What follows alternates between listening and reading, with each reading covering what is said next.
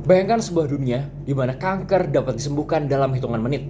Perubahan iklim bisa ditangani dengan simulasi yang lebih akurat daripada ribuan riset manusia. Dan potensi manusia tidak lagi terkunci pada pekerjaan repetitif yang mekanis, melainkan terbebas untuk mencipta, berinovasi, dan berkolaborasi. Itulah janji dari singularitas teknologi. Assalamualaikum warahmatullahi wabarakatuh. Salam sejahtera bagi kita semua. Yang terhormat Dewan Juri dan hadirin sekalian, sebagai pihak pemerintah, kami mendefinisikan singularitas sebagai titik di mana kecerdasan buatan berkembang melampaui kapasitas manusia, menciptakan inovasi dan solusi secara mandiri. Dan kami berdiri tegak mendukung singularitas teknologi karena ia adalah kesempatan manusia untuk tidak sekedar bertahan, melainkan benar-benar melampaui keterbatasan. Argumen pertama dari pihak pemerintah adalah singularitas mempercepat penyelesaian masalah global melampaui kapasitas manusia. Alasannya sederhana, manusia berpikir secara linear, sedangkan kecerdasan buatan berpikir secara eksponensial. Tantangan terbesar dunia saat ini, krisis iklim, pandemi, kelangkaan energi, tidak bisa lagi diatasi dengan kecepatan berpikir manusia biasa. Mari kita lihat indikasinya. Saat pandemi COVID-19, vaksin yang biasanya membutuhkan penelitian 5 hingga 10 bulan, dapat ditemukan hanya dalam hitungan beberapa bulan saja karena bantuan kecerdasan buatan dalam menganalisis data genomik. Data mendukung klaim ini. Penelitian MIT tahun 2023 membuktikan bahwa AI mampu menganalisis jutaan senyawa kimia 1000 kali lebih cepat dibandingkan dengan peneliti manusia. Artinya apa? Jika kecerdasan buatan masih terbatas seperti saat ini sudah mampu memberikan lompatan sebesar itu, maka ketika singularitas terjadi, ia akan menjadi mesin pemecah masalah terbesar dalam sejarah umat manusia. Bayangkan hal itu, impactnya jelas. Singularitas adalah satu-satunya jalan paling realistis untuk menaklukkan tantangan global yang selama ini kita sebut sebagai tak terpecahkan.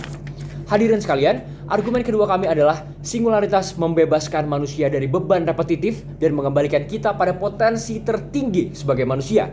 Logikanya begini, sepanjang sejarah, setiap revolusi teknologi selalu menggantikan pekerjaan yang repetitif dan membosankan, sekaligus membuka ruang baru bagi kreativitas. Revolusi industri misalnya, membuat manusia tidak harus lagi menghabiskan hidup di ladang maupun di pabrik, melainkan memberi kesempatan untuk berkembang di bidang pendidikan, penelitian, seni, dan masih banyak lagi. Namun penting digarisbawahi, ini bukan berarti manusia menjadi tidak berguna. Namun sebaliknya, manusia dibebaskan untuk fokus pada kreativitas, riset, seni, filsafat, bahkan hubungan sosial dan spiritualitas, dan masih banyak lagi tentunya. Impactnya, singularitas membuka pintu bagi sebuah renaissance baru, era kebangkitan manusia di mana mesin menangani repetisi dan manusia memimpin dengan ide, kreativitas, serta nilai kemanusiaannya. Hadirin sekalian, argumen ketiga kami adalah mendukung singularitas berarti menyiapkan regulasi dan kerangka etika sebelum transisi terjadi. Perlu disadari bahwa perkembangan teknologi adalah sesuatu yang inevitable. Moore's Law membuktikan bahwa kapasitas komputasi dunia digital meningkat 2 kali lipat setiap 2 tahun. Artinya, singularitas bukan lagi apakah ia datang atau apakah dia positif maupun apakah dia negatif, tapi hanya soal kapan ia datang. Indikasinya bisa kita lihat sekarang. Uni Eropa melalui AI Act tahun 2024 sudah meluncurkan regulasi ketat untuk memastikan penggunaan AI aman, transparan, dan sesuai dengan nilai kemanusiaan. Inilah logikanya.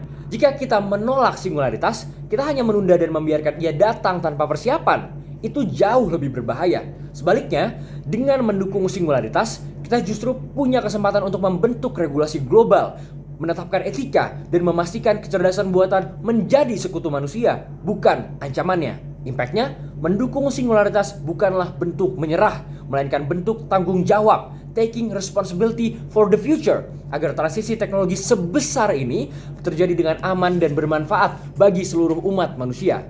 Oposisi mungkin berkata, singularitas berbahaya, manusia akan kehilangan kendali. Tapi jawaban kami jelas, ketakutan terbesar justru terjadi bila kita tidak siap. Dengan mendukung singularitas, kita justru punya kontrol untuk menentukan arah perkembangan AI sesuai dengan nilai dan etika yang kita bangun sejak dini.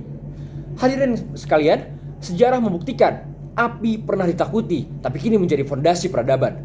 Listrik pernah dianggap berbahaya, tapi kini menerangi seluruh dunia. Singularitas adalah lompatan berikutnya.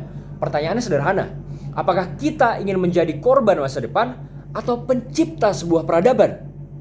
Dengan penuh keyakinan, pemerintah menyatakan kami mendukung kedatangan singularitas teknologi. Karena inilah kesempatan manusia untuk tidak hanya bertahan, tetapi benar-benar melampaui batas kemanusiaan. Terima kasih.